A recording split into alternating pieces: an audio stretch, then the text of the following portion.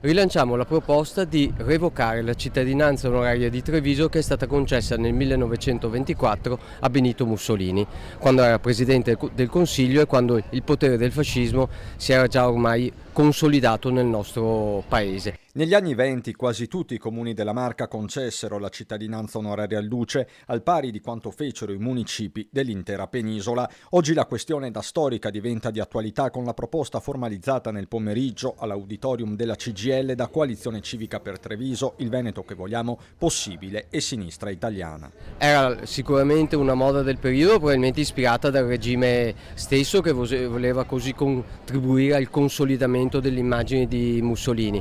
Certo, a Treviso ha avuto anche delle caratteristiche peculiari, basti pensare che uno dei consiglieri comunali fascisti che il 24 maggio votò la concessione della cittadinanza onoraria a Mussolini, 15 giorni dopo venne arrestato insieme a altri 5 squadristi per aver assassinato un tranviere repubblicano. Per i promotori l'obiettivo è portare la questione in Consiglio Comunale e procedere alla revoca come fatto recentemente dalla città di Adria in Polesine. Non certo una priorità, risponde a stretto giro di posta il sindaco Mario Conte, che passa in rassegna le emergenze del periodo, caro bolletta, guerra in Ucraina, ripresa post-Covid. Mi dedico alla parte quella concreta e alle esigenze quelle reali della società. Le battaglie ideologiche le lascio in questo caso alla sinistra trevigiana, che trova il tempo per dibattere, per discutere su un tema che francamente oggi interessa poco, che appartiene alla storia e di cui francamente non ne sentiamo il bisogno in questo momento, però evidentemente la sinistra oggi